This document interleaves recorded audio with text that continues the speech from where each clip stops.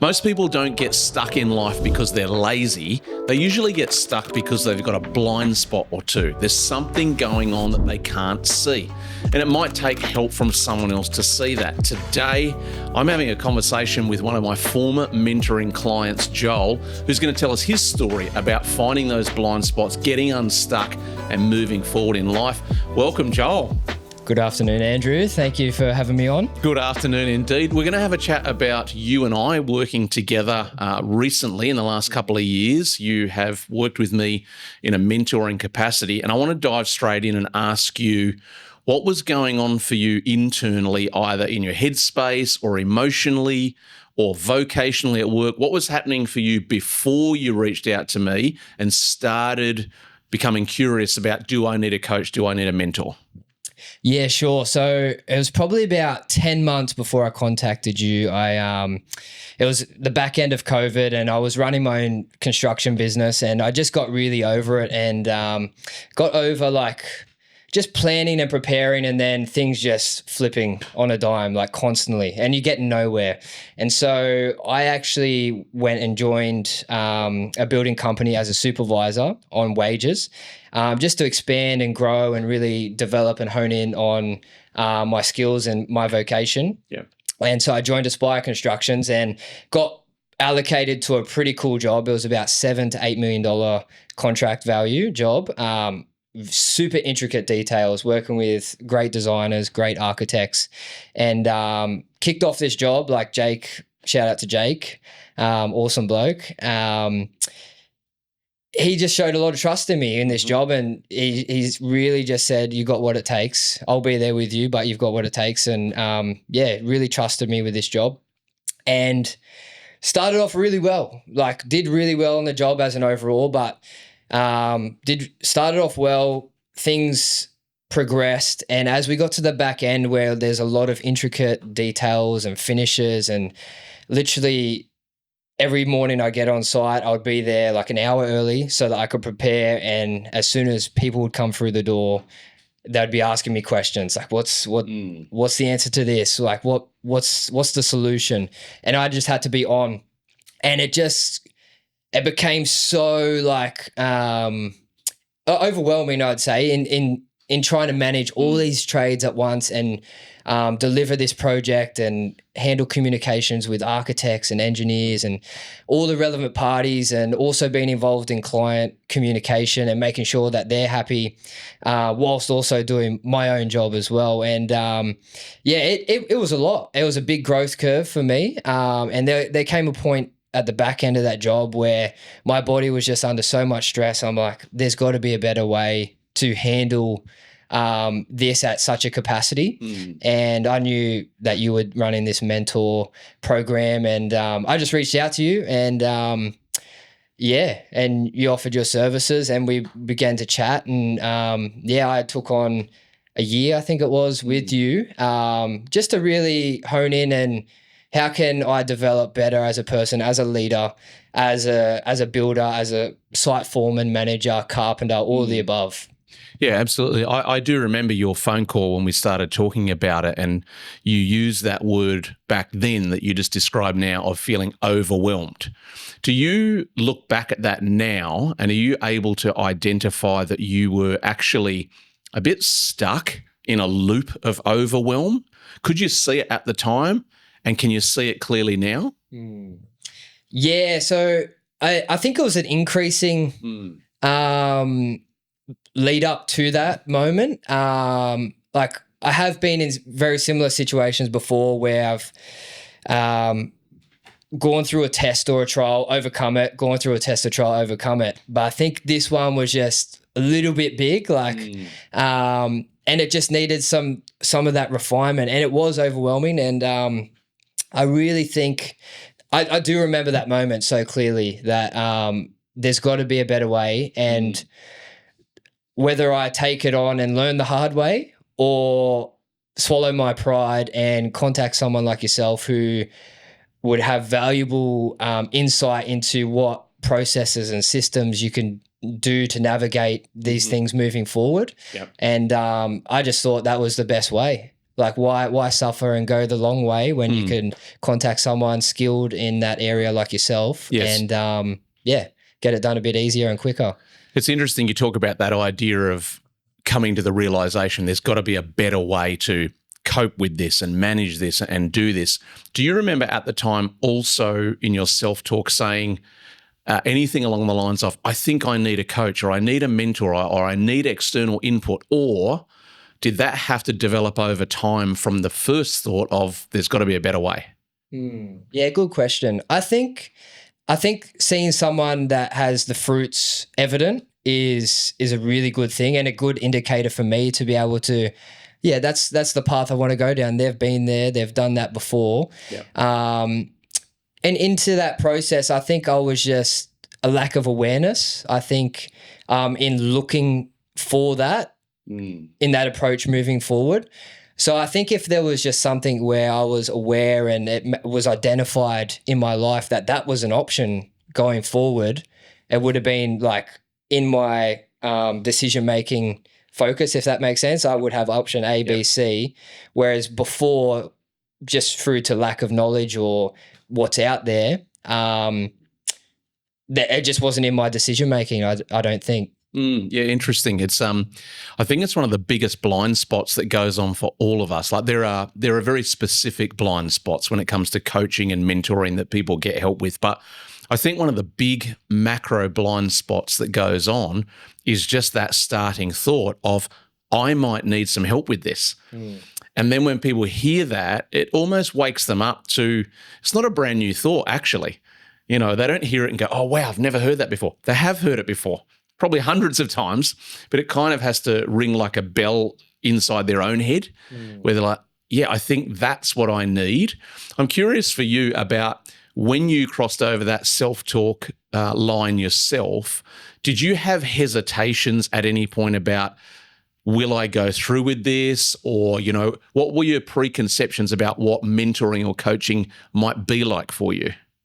Yeah, great question. I think I had a lot of taste and a lot of experience along the way, and that came through trial, suffering, learn, and it really ingrained in me. And I think like the building blocks just kept getting bigger and bigger, and the elevation, the growth, and the suffering also kept getting bigger as well. And I thought to myself, do I want to go through another depth of suffering like that? Yes. And it made it easy for me, like having those experiences in the past, which I have no regrets about going down that path, because I really think that was like an imprint into who I am, and it just ingrained something in me, and obviously led to a moment where we could connect and get some mentorship from you. But without hesitation, it was something that I was like, yeah, this is something I want to look into going forward and work on. Yeah, absolutely. It's interesting. I wasn't going to mention this until later in our conversation, but you're answering so well that I want to kind of prompt people who are watching and say, you're probably hearing Joel talk about this idea of going through that same loop over and over again of trial, pain, learn, but then trial and pain comes again. If you're a bit sick of that, maybe you should do what other people have done. Click on the show notes below, find the link to my training programs and check it out. There is actually a free preview lesson there that you can get involved with to find out if you want to work more directly with me.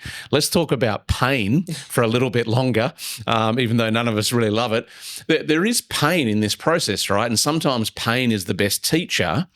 But we do find people get stuck in a loop around this thought of, maybe I should be able to fix this myself, especially men. I should be able to solve this. I should be able to figure this out. Talk to me about that in your journey of dealing with that thought, first of all, and your opinion on why seeking coaching and outside help is not a weakness. Yeah, that's very, very good. I think for myself, like I've gone through two like kind of blocks of running a business. I started when I finished my apprenticeship, jumped into running a construction business and did that for 5 years. And I explain it to people when I share to them about like my journey, my experience, that in that first block of running that business, I was very immature. Like I'm my own harshest critic, right? And I would say I was immature, I was prideful.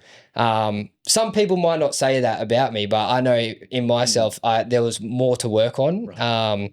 In my personality and how I approach things and navigate through situations. There was just that bit of pride, bit of immaturity, which if I could talk to my younger self, I would say, swallow your pride, mate, and like just contact people. Like it's who's more important than you just going after it yourself. Yes. And I think there is like some element where people need to like be disciplined and get stuck in and go through some tough challenges and really fight through that. But also like when the time's right, seek other people. Like I think it's so important. And drawing back to our time together, that's really just evolved for me to jump into my next block of running this company again. And it's just really opened my eyes and perspective to bigger growth and not just it's all on you kind of thing. Like who else can you incorporate in your team to build it up? Yeah, okay. I'm going to come back to that in a moment's time, but you touched on something there that's really important, really powerful, and I write about this, I talk about this, I train on this subject constantly, it feels like, and it's this notion of the question of who being a better question than how. It's not that how is wrong, how is not wrong, but often who is faster and more thorough and more beneficial in getting the results we need. And that's what took place for you in asking, who can I get help from? I wonder if you can take that as a foundation for this next question. Think back on our time working together. Are you able to identify anything that was unique in our working relationship, or maybe something that clicked, that sort of turned the light on? Because I would obviously be of the view that, as I said, how is not wrong. And in today's world, there's an awful lot you can, well, we don't even say Google anymore. Talk to our friend GPT. If only ChatGPT could actually go and do all the work for us as well. But, there's no shortage of information available. But what's interesting to me is if information alone could get it done, it would all be done. Sure. So clearly there's something going on there around a personal who factor and skill and experience. What did you identify perhaps that might have been unique in that regard as we worked together from your perspective? Yeah, I've got the answer. 2 words. It was honesty and transparency for both people, like yourself and for me. Like you gave me lots of tips and like tools to put in my tool belt. Funny carpentry joke. But you really equipped me with that. But I think the underlying kind of core value that was there was just this honesty and transparency. One, to build trust and to be able to share what's actually happening and what's real. And then 2, for you on your hand, to just be a guy, be a mentor that listens. And I think that's a great recipe for both to align for you to, I guess, suggest these ideas or tools or systems to implement that are really effective, like an arrow just straight into like the prognosis or whatever. Yes. And I think that was really critical for us. And that was something that was, I felt comfortable with you, that there was just this openness, honesty, transparency, and that you were willing to listen and understand the situations that were presenting themselves. Yep. And not just a one kind of solution fits all kind of thing. Right. Yeah, absolutely. It's amazing what can be achieved in a growth pathway when you get the right 2 people or 3 or 4 people together to focus in that way as you're describing.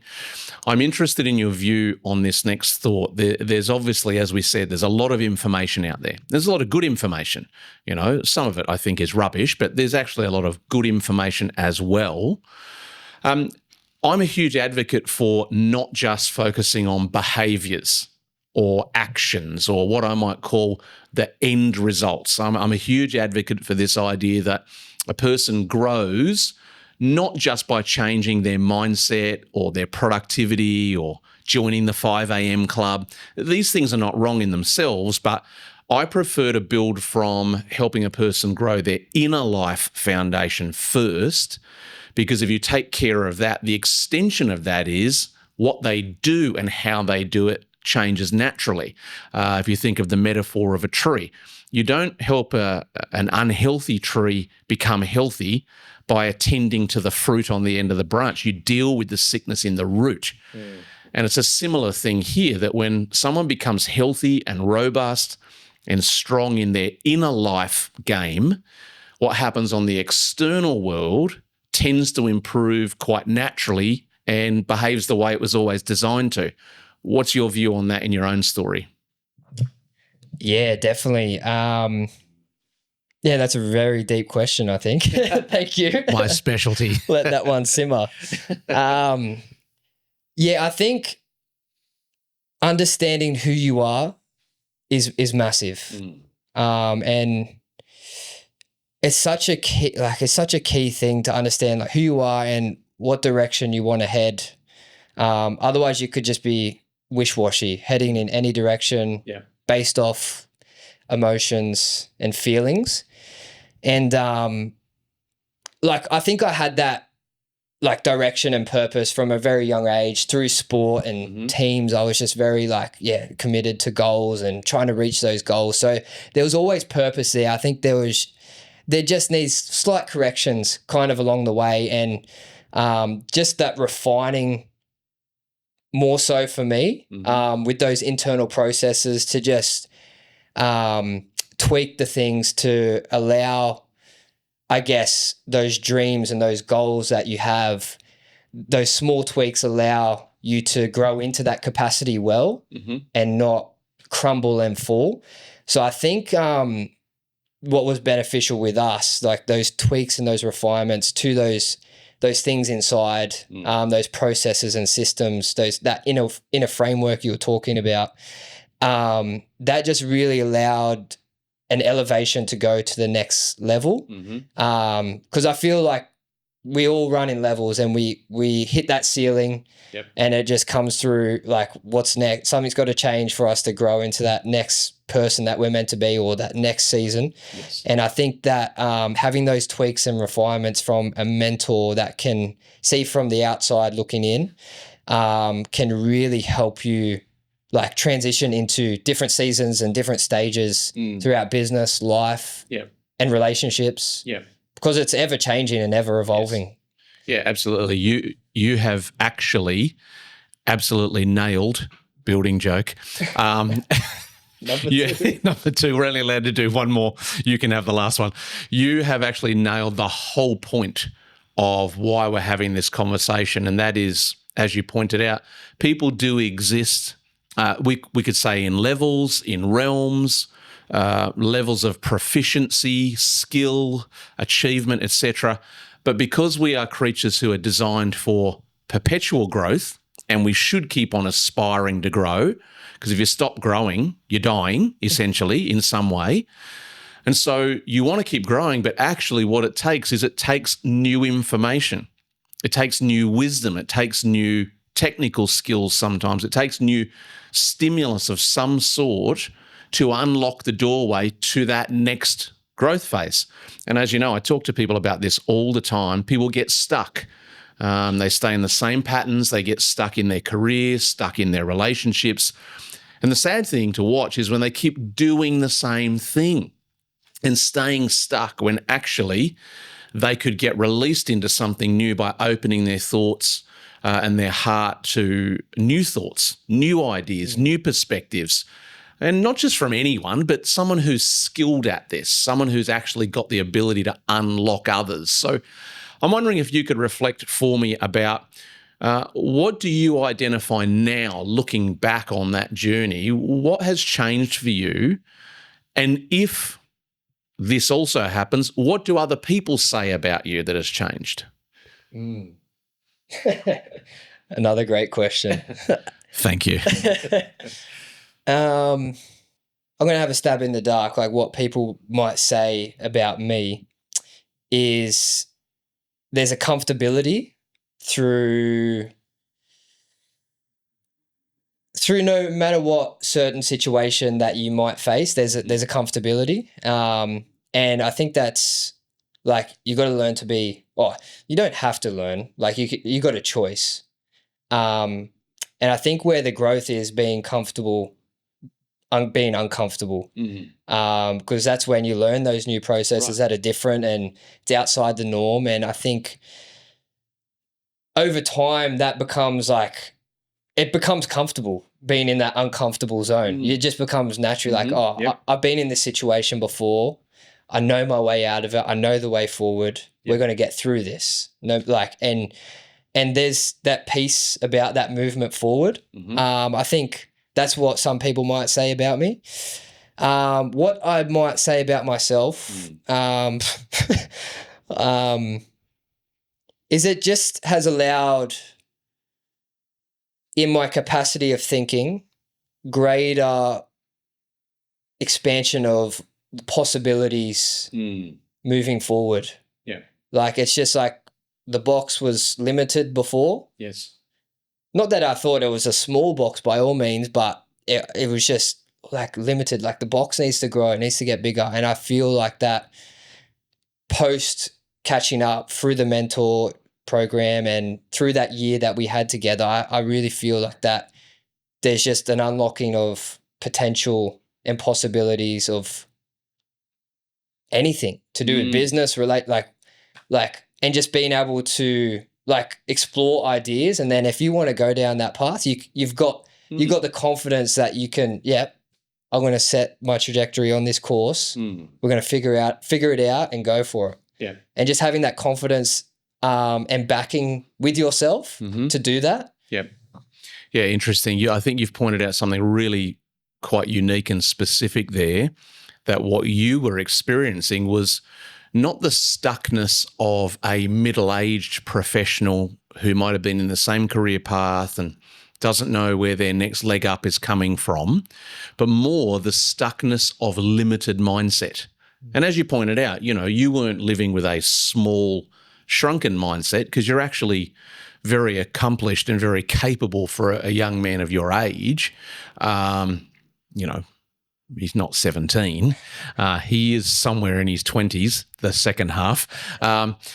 But you're already quite accomplished at that stage, but to identify that the mindset had to get bigger and that you were actually inside some form of a box that had to have its walls pushed out and had to help you grow and to increase that capacity.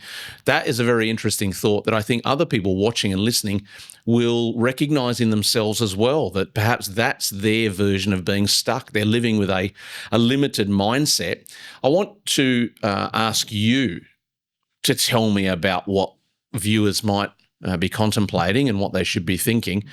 What would you say to people who are maybe right now for the first time, or previously they're thinking about getting a coach, getting a mentor, getting some form of outside input, and they're probably going through the motions of, am I ready yet? It all feels a bit overwhelming. Maybe I should fix a few things first. What would your encouragement be to people who probably are a little bit stuck in some way or another and they're contemplating doing something about it? What would you say to them? I would first off say I totally get where they're at. And I think what they're going through is a wrestle. And that wrestle is a telltale sign that there's something knocking at your door that you're not at peace with.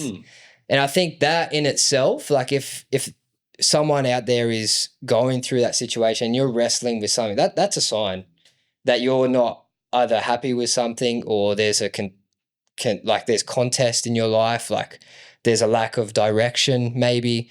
And that simple wrestle and not being at peace with where you're heading is a roadblock. It's a massive roadblock. And I think the first thing is just ask the question, or have, like we did, we just caught up for a quick 30 minutes. Where are you at? We didn't even do any mentoring. We just got to understand where I was at with my current situation. And I think that in itself, before any of the mentoring kind of started, that just got the ball rolling, so to speak.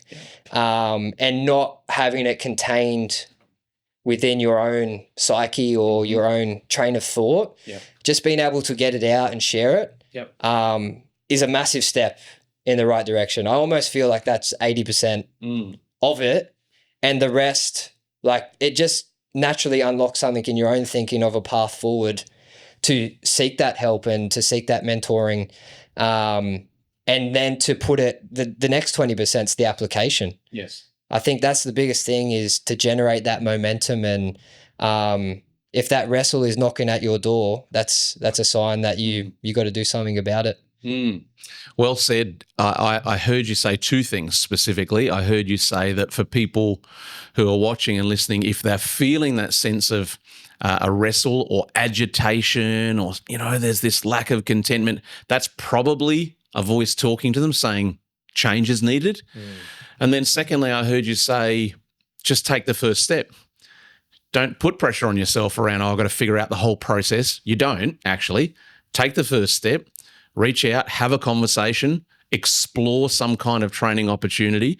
I think they're really wise words. And, from my perspective, watching you and your journey, and I don't just say this because you're here, I would happily say this if you weren't here, you were very, very easy to coach because you had a curious mind, you had an open mind, you had already crossed that line of, I need something to change here. So I didn't have to twist your arm about that. And like you pointed out, the transparency that we had in conversation, it allowed us to talk about skills, competencies, personal history, family history, mindsets, emotional perspectives. There's not much we didn't cover in that 12 months that really helped to build the right kind of framework so that your natural gifts and abilities could flourish and shine.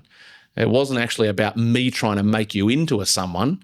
It was actually about, let's locate where the roadblocks are, let's get them out of the way so that you can keep on growing to that next level. And it's a great story that you've got. I'm watching you now running your own company and winning big jobs, and you'll continue to do incredible things with your business. It's very, very satisfying for me to see you doing that. And I appreciate you taking the time telling your story to everyone today. Guys, if you've enjoyed hearing Joel's story about his journey into and through and beyond mentoring, maybe it is time for you to do something about it, to just pay attention to that voice on the inside, as Joel so wisely said, that irritation, that wrestle of maybe I should do something about this. And the great practical advice, just take the first step. As I mentioned earlier in the episode, in the show notes below, there is a link to my training program online where you can click on that, have a preview free lesson of what that material feels like and sounds like, and it might just be the best first step that you could take. Am I capable of helping you to get unstuck, get growing, and get upgraded? 100% I am. Not because I'm being cocky. I've helped thousands of other people do it. I guarantee I can help you to achieve growth as well. So I'd love you to check that out. And I'm glad that you took the time to listen to our conversation today. I'd love to see you in another video real soon.